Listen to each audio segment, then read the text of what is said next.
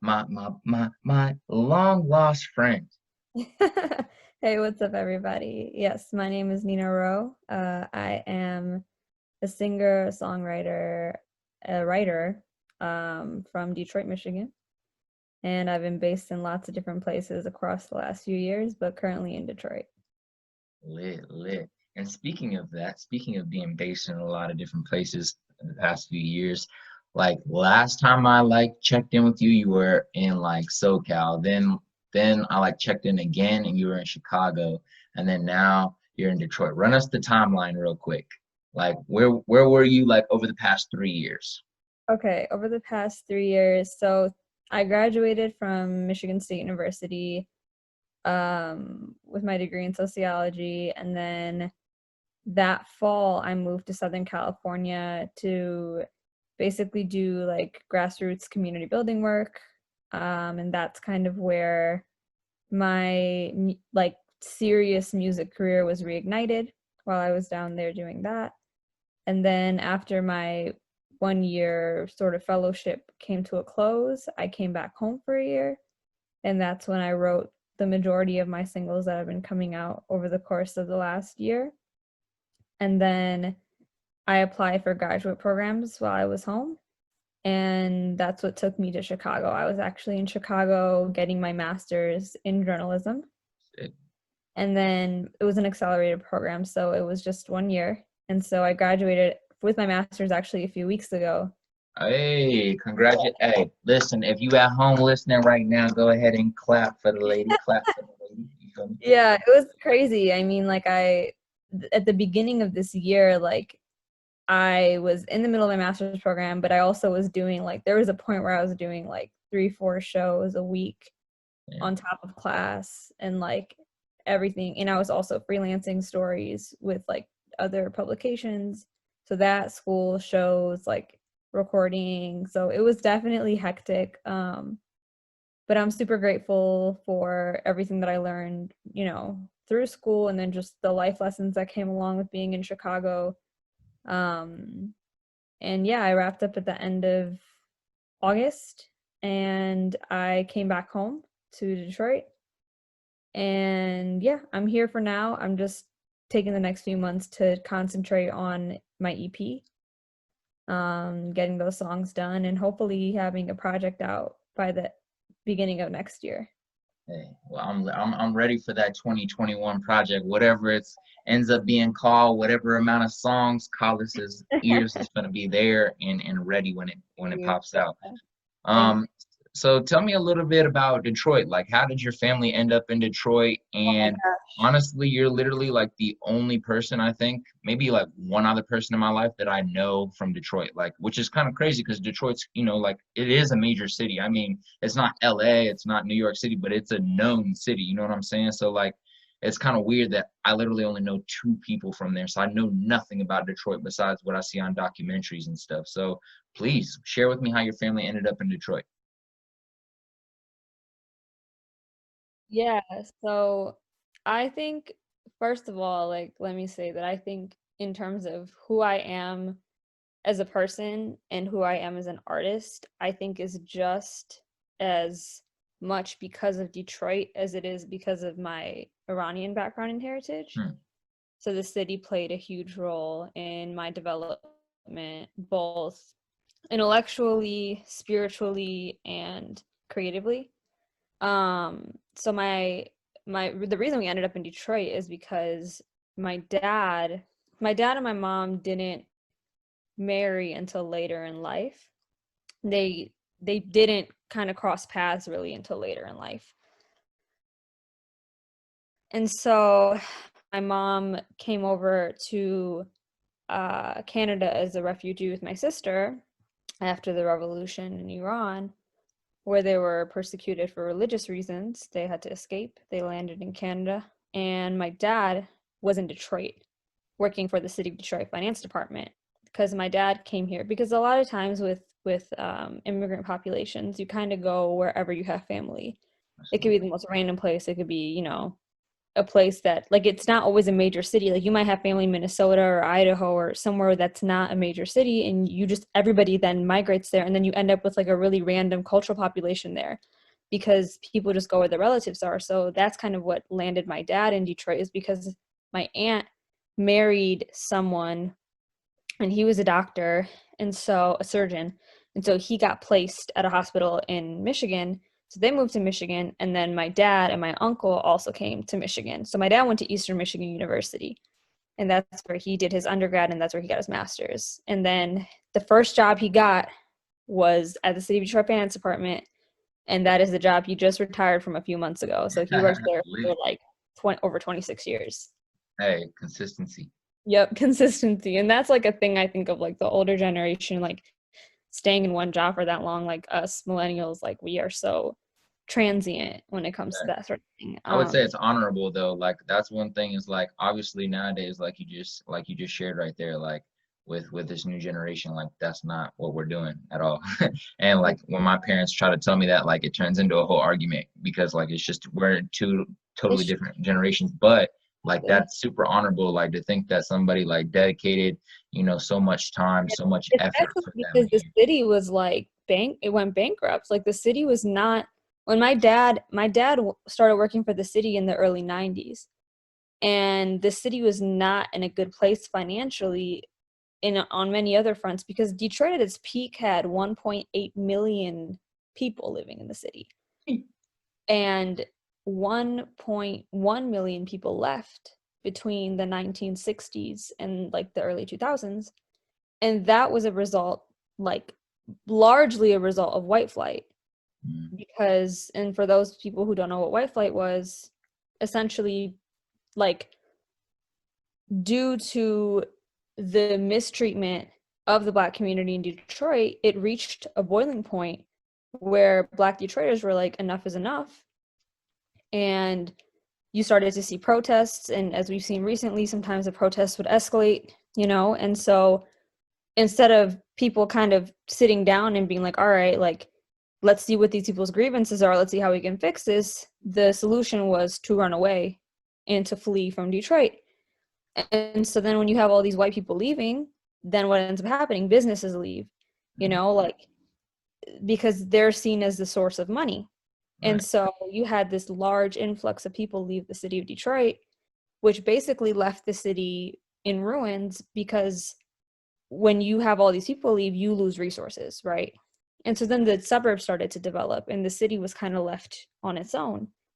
And so, like, that's why when people say, like, some people are saying this is the new Detroit, Detroit's coming back, you have another group of people who are like, Detroit never left. Like, there were still Detroiters living here, struggling and like trying to make something beautiful out of what everybody left behind. And I think, like, that's part of what makes me so like proud of the city that I come from. Like, I was born and raised on the east side of Detroit.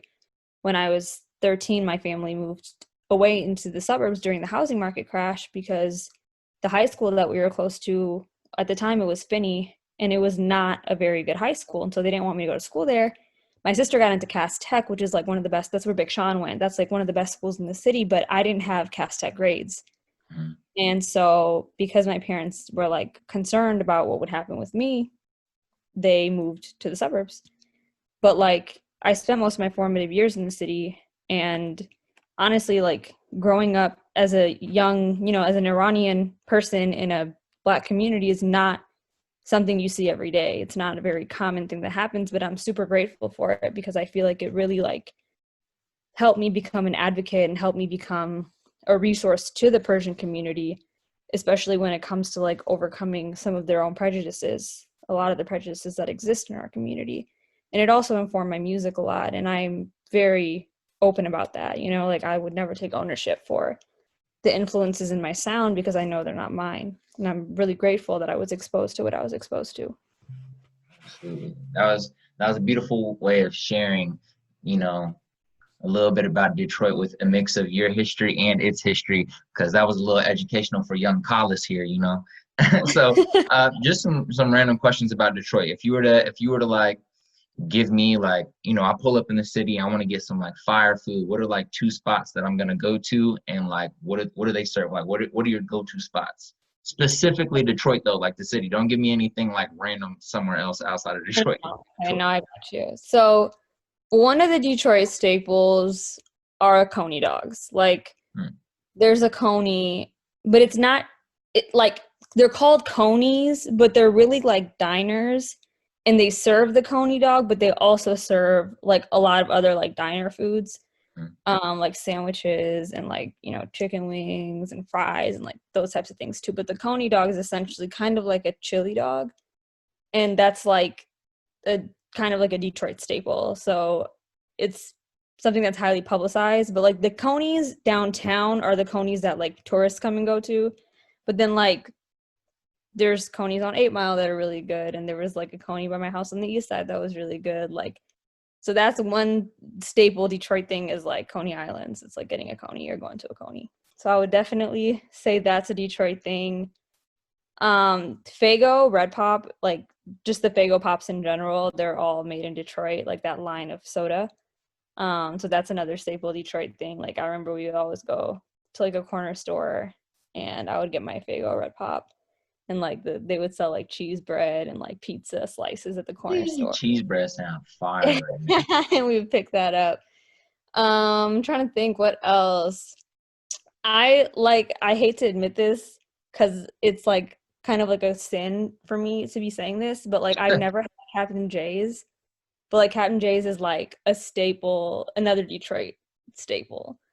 Captain J's. What type of food they serve? It's like chicken. Okay, that sounds fire. Captain J's. But I've never had it. And it's crazy though, because like even growing up, I don't ever remember seeing one.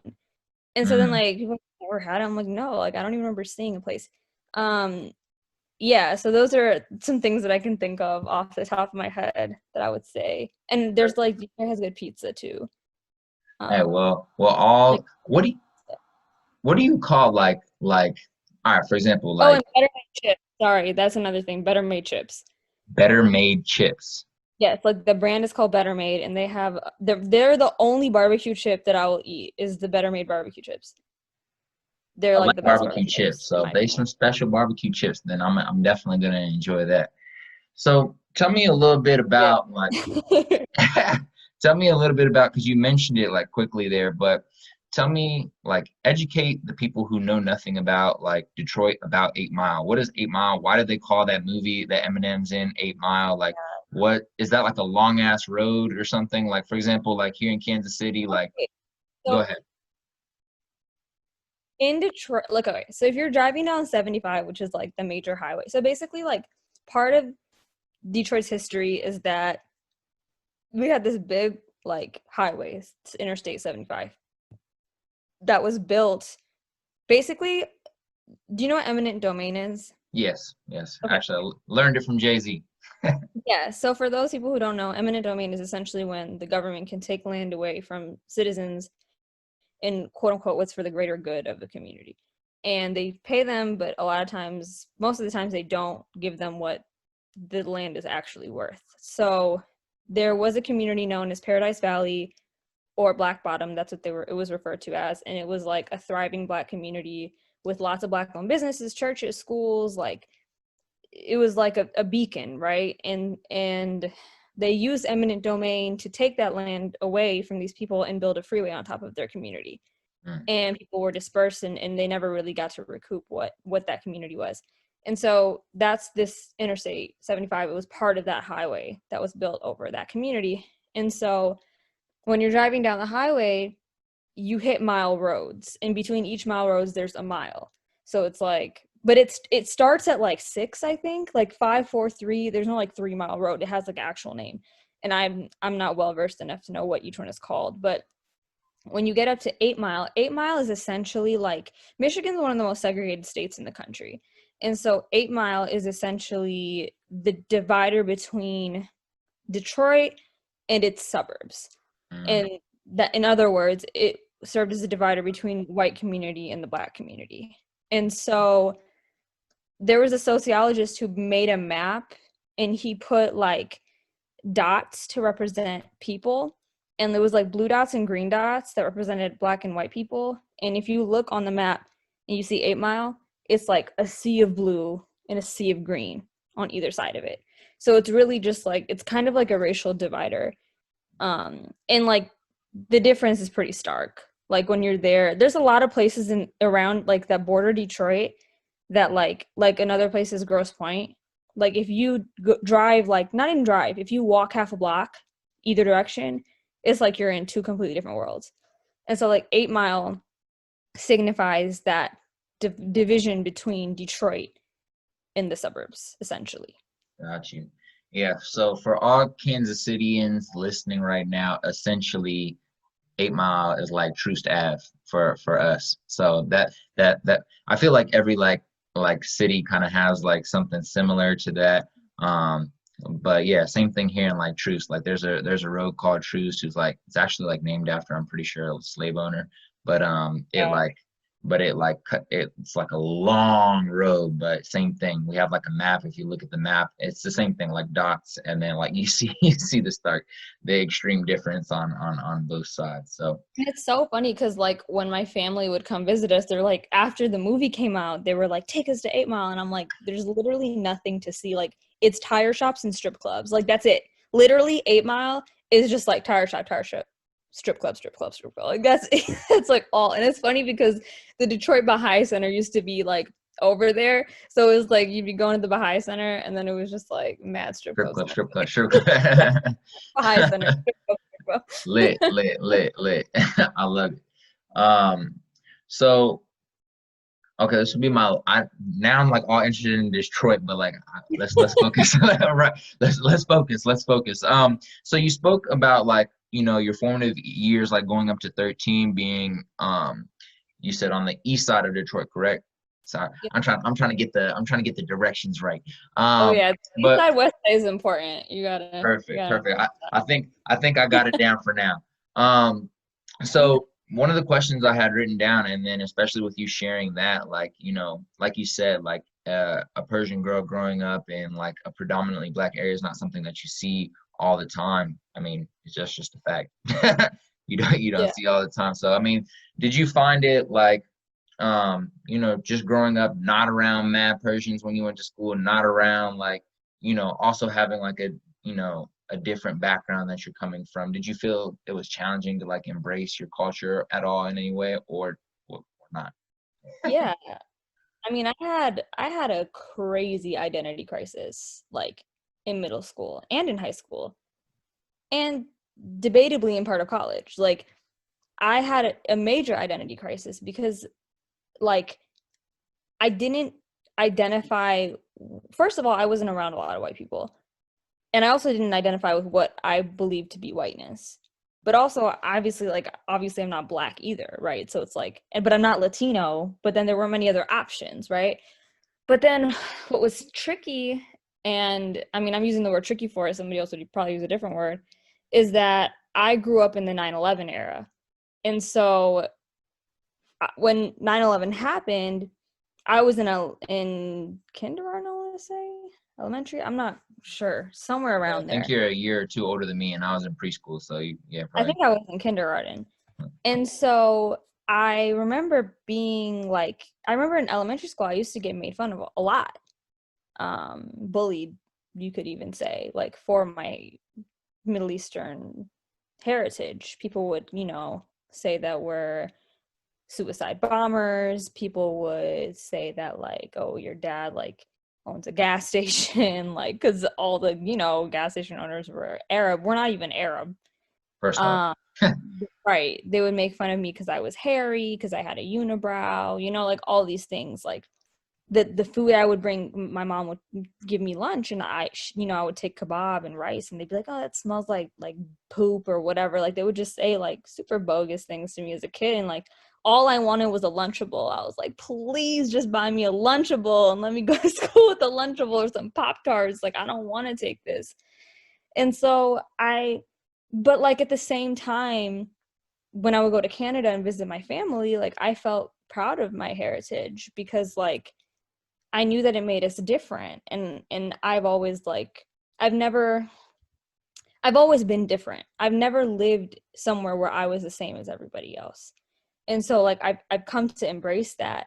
So I never resented my culture. I never like I've never, I mean, that's hard to say though, too, because let me say this. Black people never made me want to be white, but, or no, sorry. Black people never made me want to be black, but white people made me want to be white. Mm, mm, Like, black people didn't make me want to not be Persian, but like being around white people made me not want to be, you know? So like when I would go to Grosse Pointe and visit with the kids there that grew up in this affluent community, I would want to, you know, straighten my hair and pluck my eyebrows and wear Hollister, you know, Abercrombie and Fitch. Like, I don't want to do that because I'd want to fit in with them. And even like when I went to school, because like in middle school, mostly, I think most, if not all, my friends in middle school were black. And like, obviously, that was the community I was living in. That was where I was going to school. So I would wear, you know, like the Rocawear and the Baby Fat and the Air Force Ones and like all that. But I was Persian. Like, I knew I was Persian and I was okay with being Persian, right? They never made me not want to be Persian. They never made me want to downplay my Persianness. If anything, they would be like, oh yeah, you're Persian. Like, that's cool, you know? mm. Whereas like in those other settings, when I was in more affluent white circumstances during my middle school years, in those scenarios, I would feel like I wanted to align more with whiteness. Because I felt ostracized in those. I felt like not enough, you know, like I felt inferior. And I think that's a race thing, but I also think it's like a class thing, because the average income in Grosse Pointe is so Grosse Pointe, there's like Grosse Pointe Farms, Grosse Pointe Woods, Grosse Pointe Park, like there's multiple Grosse Pointes. And then one of the ones that was closest to us, the average income was over $90,000 a year. And like, we weren't making that kind of money. We weren't making anything close to that, you know? My mom at one point worked at Farmer Jack. It's a grocery store. Like, we were not affluent. And so then when I was 13, we moved to an affluent suburb. And then I had to start to keep up with them. You know what I'm saying? Like, Right. like it was constantly like I never felt like I was somewhere where I just fit in. But Mm-hmm.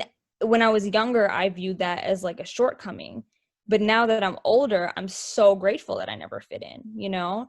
And that's what I think it's like, that's one of, through my music and through who I am as an artist, like I want young people to understand and to realize that like the things that, and I know it sounds cliche, but it's true.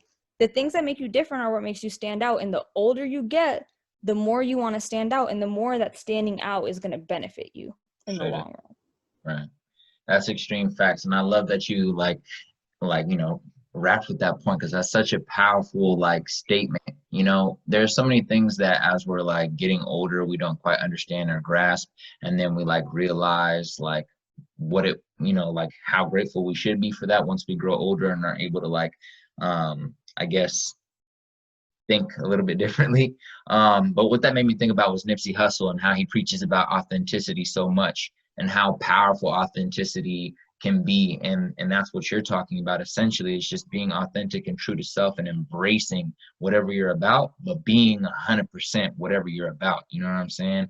And you know, you sharing that the more you get older, the more you'll desire that, and also the more valuable that is. And that's just 100% fact. So thank you for Mm-hmm. vibes. Yeah. So let's talk a little bit about your singing. What's like, and songwriting and writing in general. Let's dial it back. What's your first memory? You can cover all three, whether it's writing, songwriting, or singing, but what's like your earliest memory of any of those three? Like you being interested or talented at any of those three. Okay, so ever since I was like a toddler, my family used to like put me in front of our family and I would sing and dance. Like what, and I was like a Britney Spears stan as a child.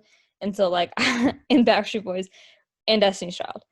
And so like basically my sister is 10 years older than me. So like anything she listened to, like I listened to like heavy. Right. And so she listened to those people, and you know, she had like the Brandy Monica Boy Is Mine single CD. Like these are all CDs, you know. So I was always like singing these songs. Like she had the 100% Genuine CD, and I had no business listening to Genuine at like 7, but but I was. And so like I would always get up in front of my family and sing. So I was always singing. I was always, and like my parents are musical. I mean, they never pursued it, but they're musical. My mom sings, my dad plays Persian instruments. Um, but like my first memory of, I don't know when I wrote my first song, but I used to write like stories, like chapter books when I was a kid. Like I would write like stories, like there'd be characters and like it'd be chapter one, chapter two, and like I recently found one of them and I was reading it and it was just like so funny. So I think like that was like probably the beginning of, and I would always write about like what life I would have, you know, thought I would have wanted and whatever. And so it was just like a little fantasy world that I would make for myself and write these little chapter books. But that's the earliest memory I have. But like even in high school, in middle school, I did choir, I did musical theater. Like I've always been finding ways to like perform and sing and storytell. And storytelling is such a big part of Persian culture too. So like I was very much surrounded by it. My always like it's, you know, How it's so always been. though? Like how so? Speak a little bit more on that. Like how so in regards to like storytelling and Persian culture? Like what do you mean by that? Well, I think storytelling, well, Persian culture specifically, I think it's tied in just because like we have such a rich history of poetry. Like some of the most prominent poets in the world hailed from Iran. So like Sadi, Hafez, Rumi, just to name a few, you know, there's countless others. Tahir was another Fire. famous Persian poet. And so it's in the culture, it's embedded, but also like storytelling is a huge part of displaced communities and communities who can't go back to their homeland because there's no other way to carry on the culture other than Right. telling stories. Like Right. Right. I've never been to Iran, and I don't know if I ever will be able to go to Iran because of the state of the government and you know the positioning of people of my religious background, people who are Baha'is. Like we are highly oppressed in Iran. You know, so because of that, I don't know if I can ever go there. And so what I know about it is through stories that my family told me about their home and the vacations they'd go on and the house they grew up in and the villages that they'd visit and like, you know, all that kind of stuff. And so like because of that's another reason why storytelling is such a big part of our culture is because it's the only way that we can really experience it. Mm.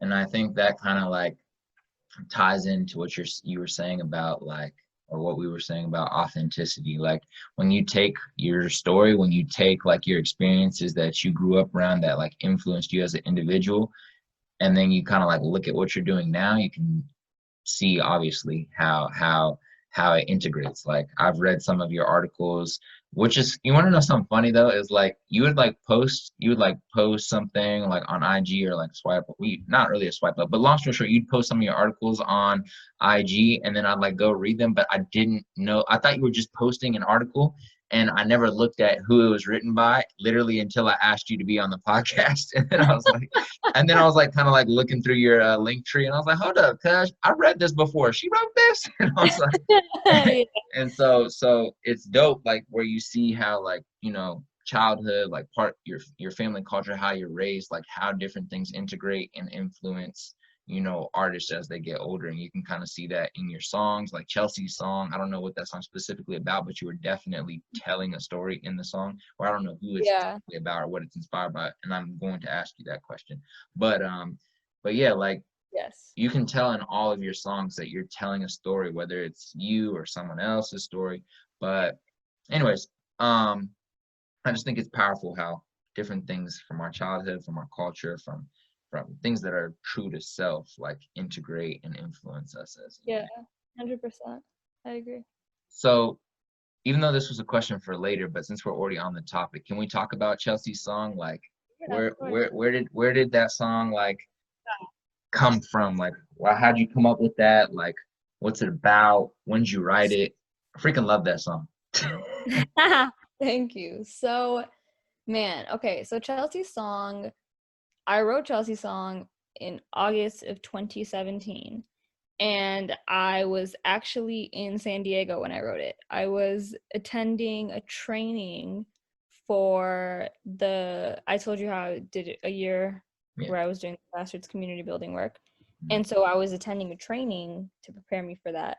And it was like a 2 week long, like intensive, every day, all day training. And I knew like two of the people who were there. Everybody else were people who I was just meeting for the first time, who are also in this program. And so one of the girls that I met that I became friends with, we built a really strong, really like spiritual bond during our time together. And she confided in me and shared with me about a recent breakup that she had had, and the way that like it kind of led her back to her faith and kind of like reignited her relationship with God through that really painful, difficult breakup. And in the building that we were doing our training in, there was a piano in like the back. And so whenever we had these quick like 10-15 minute breaks, I would go and like play and whatever. And I started to write a song, and I decided that I wanted to write it about her and this breakup that she had. And I started writing the song just in those little breaks. And finally, when I finished it, I, told her I wrote the song about you, and like, you want to hear it? And so I played it for her, and she like really loved it, and she was really touched by it. But I had no intention of like releasing it. It was just, I had no intention of pursuing music. Like, like I was just like, I was never taught that it was a realistic option. Like, especially like, and that's not only because I grew up in a Middle Eastern household, but it's because like most parents don't encourage their kids to become artists, like most parents encourage their kids to follow more conventional career paths that they believe to be stable because, for what they perceive to be the well-being of their child. And so I always continued singing and not pursuing music, but engaging in it. And so when I moved up to the place that I would be doing my community work, long story short, there was this guy who wanted me to sing on a song, and I didn't really want to do it at first, but then like my friend was like, please, he wants you to do the song, can you just do it? I was like, all right, fine. So I went, and then he was like super in love with what I did on the song, and then he was like, do you have anything that you've written? And I was like, well, I just wrote the song a couple of weeks ago, like, you want to hear it? And he was like, sure. I played it, and he's like, you have to release this, you have, like, hyping me up, like, I'll record it. And he had all the studio gear and everything. And I was like, all right, you know what, like, why not? And so I recorded it, I released it, and everything it was just received so well. And a lot of opportunities started kind of falling in my lap as a result of it. And on top of that, I was like, all right, well, like I want to do this now, but I don't have, first of all, like I was living off of stipends. Like I was doing basically volunteer work. I wasn't making a lot of money, right? So I couldn't go buy an interface and a mic and a piano and a this and a that. And so I was like, how am I supposed to do this? I don't even have, my laptop broke. I didn't even have a computer. And so then a bunch of weird stuff started happening. Like I didn't have a computer, and then my sister's friend hit me up and was like, hey, like, can you do a little bit of work for me? She had this, like initiative going on, and she needed me to help her with it. And I was like, well, I don't have a computer, so I can't do it. And she was like, I have a MacBook just sitting around. You want it? And I was like, yeah. And so she just mailed me a free MacBook. Wow. And then after that, I was like, all right, I have a MacBook. Well, now I have to get Logic. And so then, off the record, I got a Logic crack.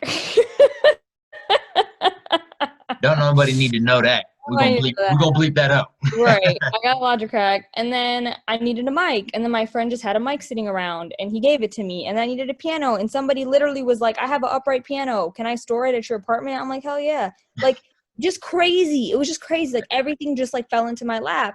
And I was like, all right, I guess I'm pursuing music now. Wow. So then I was like doing this like year of service, dedicating myself to my faith for a year. Like during that, this was the backdrop to this all happening. I was like, no, man, like I cannot, this is, if divine confirmation is real, this is it. Right. That's what I was thinking. Man. And so then that was it.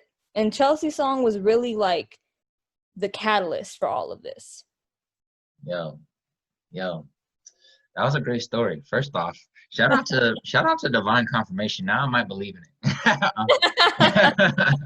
No, that's a great story. Can you talk a little bit, just shortly, because I still want to stay on the stay on the topic of music, but real quick, like, what was your inspiration behind, like, doing that grassroots program, like working in the community? Like, why'd you make that decision after college to go do that? Especially, like, although a year is a short time, it's also kind of like a long time at the same time. I don't know if that makes sense to people out there, but like a year is a commitment. It's not just like, oh, 2 weeks, like a year is definitely a commitment. So if you just touch on that quickly, and then we'll keep talking about music. I think I think the way that we are socialized in this country specifically is to live a very me-centered life. Like everything that we do is informing the advancement of ourselves. How can where's the best school for me to go so I can get the best job? Like, who are the best people for me to be friends with to make me feel good? Like, who's the best person for me to date so that I can have the best relationship that I want? Like, what's the best stores for me to shop at so I can have the fits that I want to have? Like, it's just me, me, me, me, me, me, me. And then when we get so trapped in the me, me, me, me, me, life becomes so dreary because when things aren't going right for you, it's as if the whole world is falling apart. And the whole world is falling apart, actually, but not because of your life. That And part. part of the reason the world is falling apart is because we are so centered in ourselves. And so, like, for that reason, I think it's important for us to dedicate time and space to serving other people, into making our lives about other people, and not being so centered on ourselves 24/7. Because listen, if you take time to put your ego aside, or try to put your ego aside, and work for the betterment of a community, right? Like, you're getting better anyway. Like, there's no way you're going to do that and you're not improving, Like, it's going to contribute to your well-being, whether or not that's your intention, right? But it's going to contribute to your well-being in ways that you trying to be direct about, like, self improvement with quotes around it, like, is not going to do for you. And so part of my motivation in doing that year was because I felt like I had been I've been blessed so much. And I don't mean blessed in terms of like material things. I mean blessed in terms of like the amazing people that I've had in my life, and like the lessons that I've learned and the experiences that I've had. And I felt like I wanted to use what I've learned to connect and teach young people, but also to learn from them as well. And I think the friendships and the bonds that I formed in that year still are here today. Like, some of the, because I worked with a lot of young people. I worked with like teenagers, preteens, and young adults. And like one of the girls who I was working with when I was down there, like, she came and visited me right before COVID happened in Chicago. And like we kicked it, and like I took her around the city, and then, like, you know what I'm saying? Like, we're still like, those are my friends, those are my family. And they're all doing really well. And like to this day we have like big sister, little sister dynamics. And that's community. Like, that's what community is. Like, I may not be physically there with them, but first of all, it was Southern California. Like, I go there every year and I visit and I see them. But I just want to be a positive, like, force in their lives, and for them to be that for me, because like as much as like they lean on me, I lean on them too. So I've just, I got really tight with them. And I think like the work that we all put in, the people who are members of that community, me as like a person being welcomed into that community, like the work that we all put in together, I think contributed to like a sustainable model that is still going on today. Beautiful, beautiful. I think it's important to point out, just how important it is to realize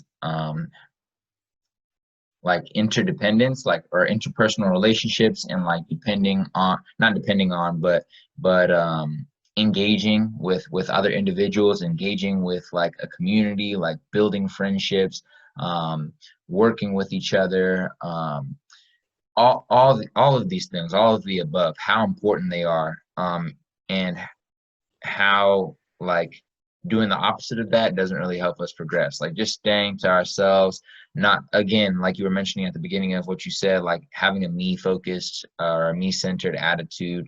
Like these types of attitudes are not only what's contributing to like the downfall of society, and but also just not contributing to our personal growth anyways. Like we may Yeah. think it is because it's so me centered. We're like, well, if I'm getting more focused on me, then I'm gonna grow more, when that's not really the reality. Right. Um, so that's powerful. Thank you for sharing that. Um, I want to ask you, like, are there any musical influences from Detroit that like really inspire you when it comes to like songwriting or when it comes to singing? Like Detroit is such a Oh my musically gosh. Yeah. infused culture. Like there's so much like history. Again, the only thing I know about Detroit is like documentaries about music and like Yep. all the things that have gone on there in terms of music over the past 60 to 70 years. So talk about that a little bit. Talk Hmm. about how that music culture like influenced you as an artist. Yeah. So, I mean, everybody knows, and if they don't know, then they need to know that Detroit is like a musical beacon, like in every sense. And that I don't just mean like, obviously, Motown is the huge part of Detroit's like musical legacy, but it even goes beyond that, right? Like, I'm pretty sure electronic music originated in Detroit. Like, people don't always make that association because people associate like techno with white or European, right? But like techno came to be in Detroit with black DJs. Like, like it's not this white driven genre that it's become today. A lot of genres become whitewashed. I mean, like I wrote a whole piece about how reggaeton became whitewashed. Like that's what ends up happening. Great article, by the way. Thank you. But Detroit, yeah, so Detroit has like a huge musical legacy, even in the rock and roll sector as well, like rock music. Detroit has a lot of prominent rock musicians as well. I think if I was going to tell you what were my biggest musical influences in Detroit, I've been listening to a lot of Aretha Franklin lately. It's my dad's And favorite. man, like I've obviously always known that she is one of the queens of soul music, but Aretha Franklin as a songwriter too, like the things that she would sing about, the things that she would write about, the way that she plays with her tones and her voice and her melodies, like she knew her voice so well. Like she knew exactly what worked for her. And like I literally will like listen to her songs and like try to like repeat the melodies and the runs and everything that she does, and like I study it. Lately I've been like I would be, because I drive to go to the studio a few times a week, and on that drive I'm just like listening to Aretha Franklin songs. Yeah, I think she was incredible. And I draw a lot of lately I've been drawing a lot of inspiration from her. Also Aaliyah was born in Detroit. Didn't even know that. Yes, and I love her. And I think she's a musical inspiration. I also think that she's like, or excuse me, she was born in New York, raised in Detroit. She's a musical inspiration and she's like a fashion icon. I loved the way that she presented herself. I loved her image as an artist. Like she was kind of mysterious. Like she didn't put everything out there. Like I and when I say she didn't put everything out there, I don't mean like physically. I just mean like in terms of who she was, her persona was kind of mysterious. Um, and so those are two individuals. And like obviously Big Sean just put out an amazing project. Detroit 2 just came out recently, and I've been like listening to it super, super heavy. It's been like Aretha Franklin and Detroit too. Hey, that's a solid mix. Yeah. That's a solid mix. I couldn't complain if it was on my playlist in the car. Man, and you know what? Like I listened to a little bit of Sada Baby. Like I listened to some of the Detroit rap. Kansas City people freaking love Sada Baby. Really? It's crazy. Oh, Like Sada. they love. It's wild. Anyway. So funny. Yeah, I love him too. I don't blame them. He's great. Um, I listen to him. I mean, I listen to all. I don't listen to techno. I'm not even gonna front on you. Like I don't listen to techno, but most facets of Detroit music, like I am, somewhat tapped into, and I do listen to. Love it, love it. And how do you kind of like approach like do you have like planned out like days where you're like today I'm going to write a song or today I'm going to like record a song or today I'm going to freestyle like how do you schedule like creating music or do you just let it come when it comes? I mean, I think letting it come when it comes for me is like a terrible approach Mhm. because there's no like structure to that. And I think in order to become like an expert at something, you need structure and you need like perseverance and diligence. And when you kind of become, I'll do when I feel like it type thing, like it may not always happen. In terms of my recording sessions, like everything's scheduled, like we're going to meet at the studio at X time to X time on this day and like whatever, it's not so rigid that if it's like, all right, it's like 7 and like we want to keep going, we're going to stop because it's 7. No, like we're going to keep going if we want to keep going. If inspiration flows, you go with it.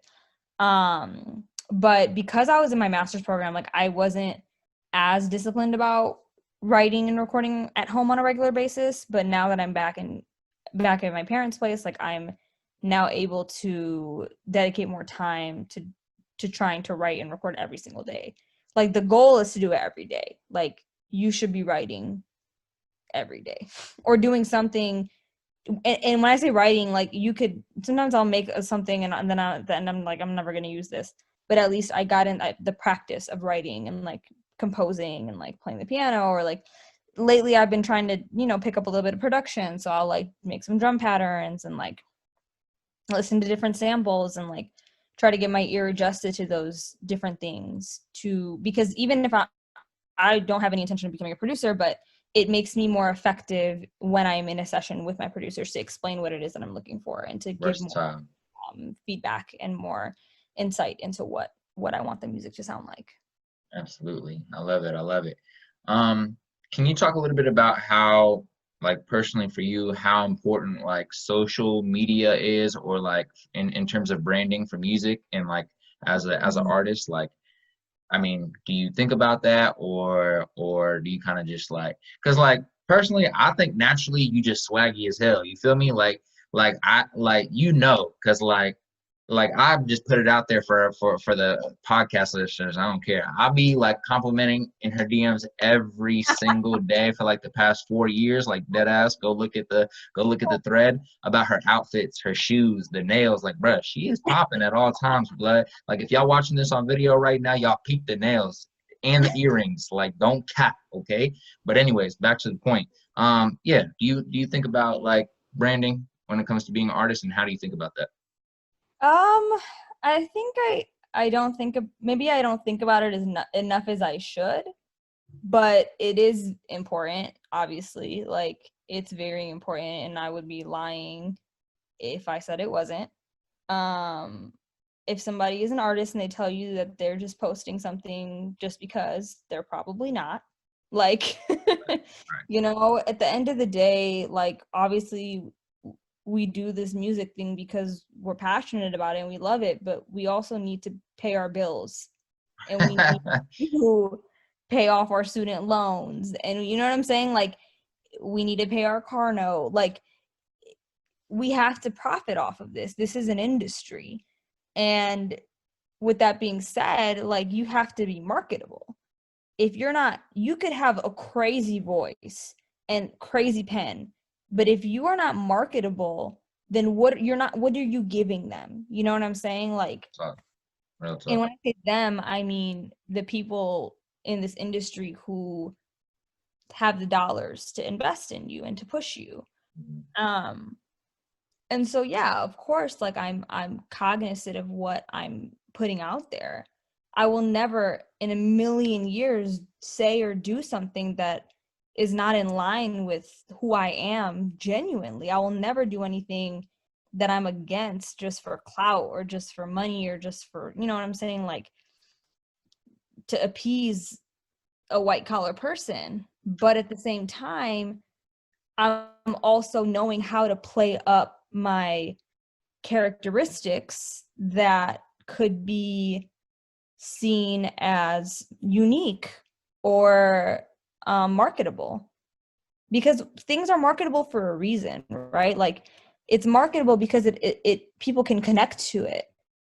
People are not stupid, you know, listeners, users, people on social media are not dumb. Like they, if they see something fake, they will call it out for being fake, right? Right. And if So they you, don't do that, they'll just cut it out of their feed and not pay attention ever again. they will follow you and they will stop listening to your music and they will move on to the next one, right? So you can't I did fake something, yesterday. huh? I said I did that yesterday. Right. Yeah. I mean, hey, we do it every day, right? So it's like you can only fake something for so long, and that's why it's important to find, everybody has it. Find the things inside of you that are your superpowers, and those are the things that are going to grasp attention and that are going to create connection. Facts. I agree. Talk a little bit about your single "New in Town" and just tell me a little bit about that. Tell me about Winter Heart. Tell me about some of the recent music you dropped, how you feel about it. I know I can't remember which one of those two songs it is, but I know I was like maybe like last month or something was listening and I was looking at the streams. I was like, oh, they running her song up out here. So Yeah. tell me a little bit how that feels and you know, maybe the how you approached releasing the music. I mean, it's dope. Like, I'm really happy with how both the songs did. Um, New in Town, New in Town wasn't supposed to be, Winter Heart was supposed to be the first single. And then we wrote New in Town, and I was like, yeah, I think this is it. And, you know, so the rollout, like, it was my first rollout. Like, I creative directed it. My photographer, Nate Sterling, he shot the cover art and did a, you know, great job at that. And I really just like did the bare minimum, honestly. And the song really just did way better than we all expected. And not because it's not a great song, it's a great song, but just as an emerging artist with $0 behind me, like we didn't expect it to do the numbers that it did. So that was like obviously amazing.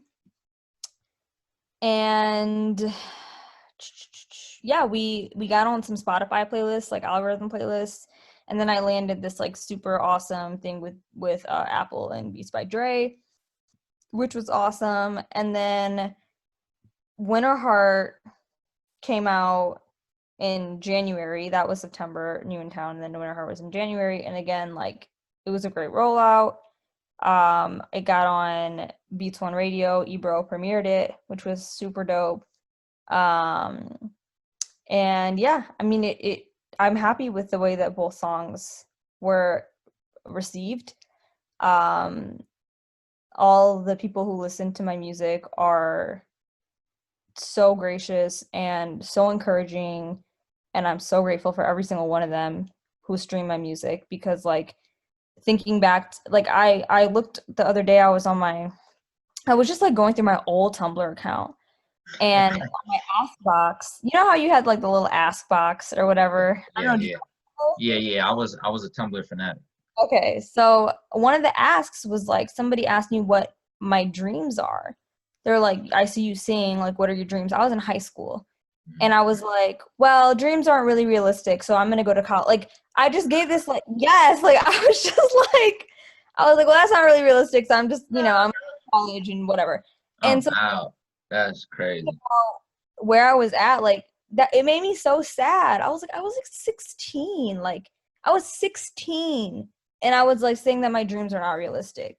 And so I feel like if my 16-year-old, the 16-year-old version of me was to see this version of me, she would probably be like, oh damn, like you're doing it. Like you're Right. really doing it. Like wow, you know? And so yeah, that feels really good. And I think by the time this podcast is going to be out, I'll have a third single out, um, which I'm super, super, super psyched about. I love this song. I'm so excited.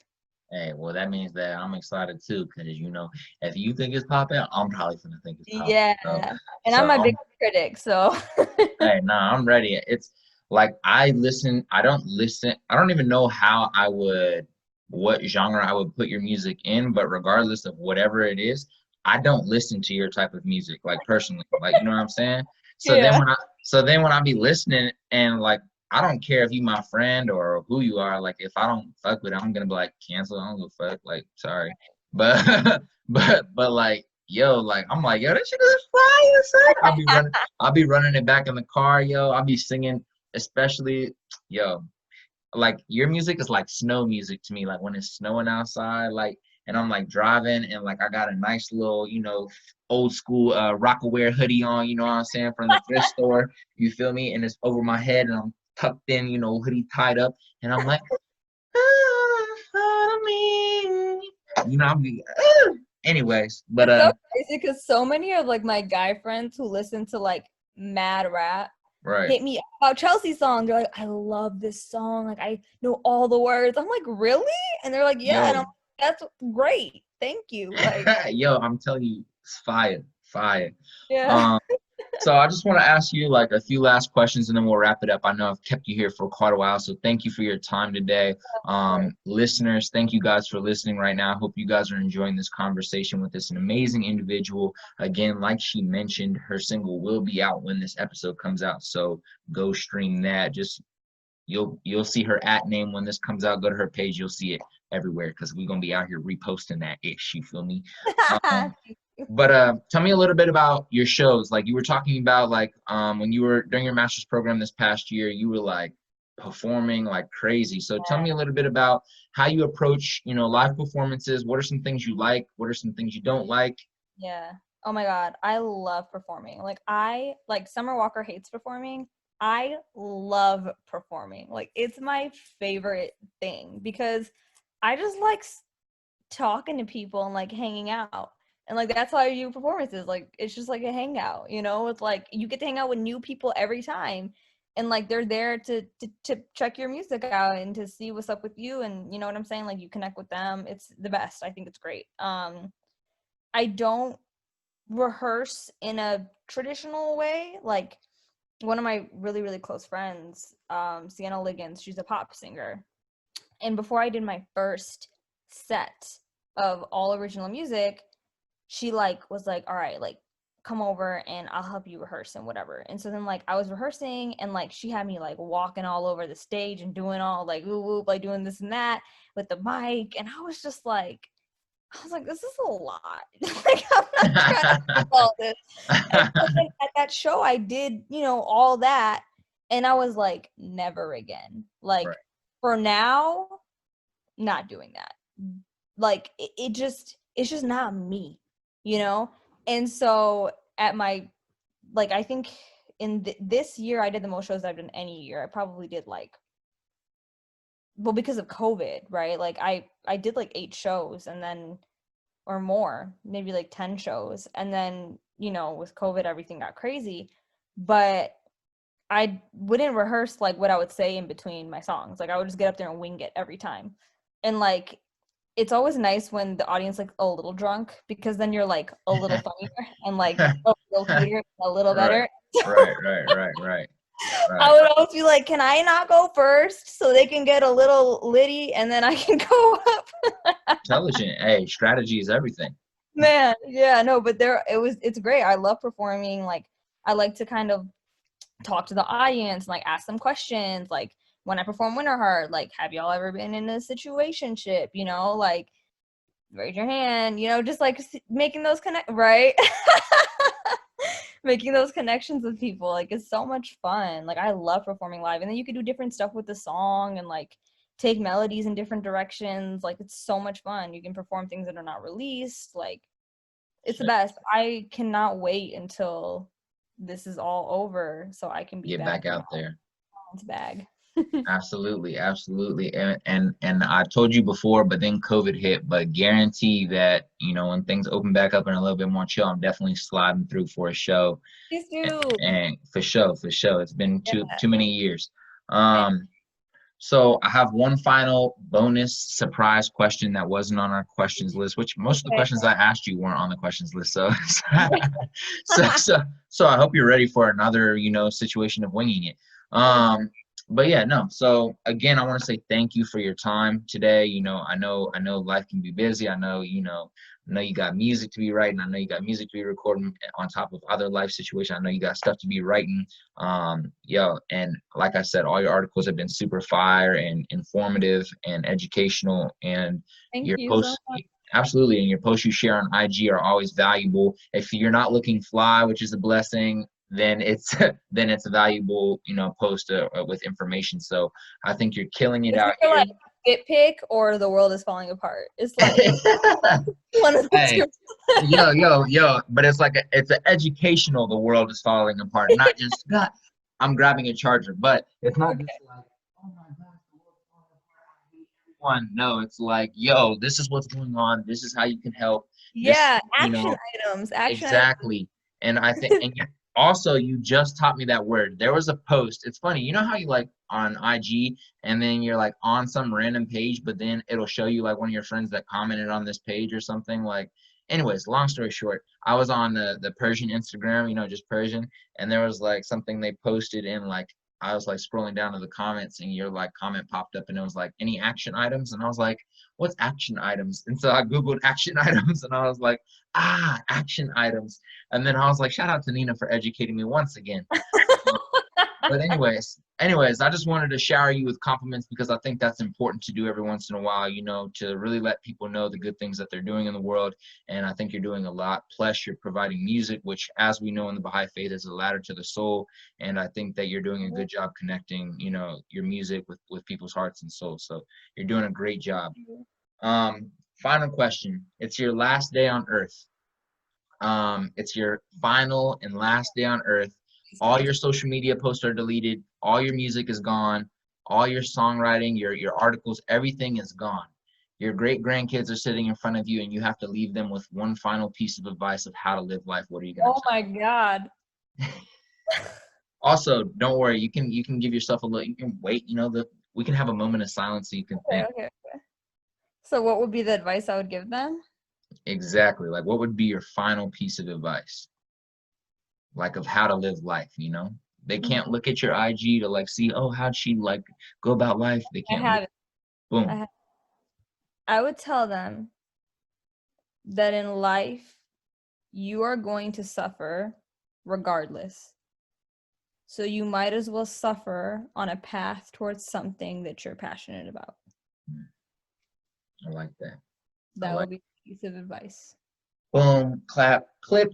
IG post. Neena says, boom. We ready. We got content. We got. But no, again, thank you for that amazing answer. Thank you for all the in-depth, well communicated answers you shared today. Again, time is so valuable, so thank you for providing some of your time today. I Hey, really appreciate you reaching out. I appreciate you doing this. I mean, like, you've always been one of the most positive, encouraging, like, brightest people that I've met in life. Like, if I had to do a top 5, you're definitely in there. So bless, thank you for bless. doing this as well. Thank you for letting me be a part of this. And it's always a pleasure to talk to you. Absolutely. Go ahead and leave them with your IG handle, where they can find you, your link tree, wherever they can find some of your music and articles. Go ahead and share. Yeah, the best place to find everything that's going on with me is through my IG at Neena Roe and my Spotify. Follow me, Apple Music. You guys can check me out there too. I'm on the major streaming platforms. And yes, single so far is out now. Check it out. Perfect. And that's Neena Roe. There's a space in between there, by the way, ladies and gentlemen. But yes, again, thank you. Thank you for your time. And listeners, thank you guys. Make sure you screenshot this, share it to your story, leave a 5-star review below because that does help us grow. Ooh, I got bars. You heard that right there? Go Anyways, ahead, story you on.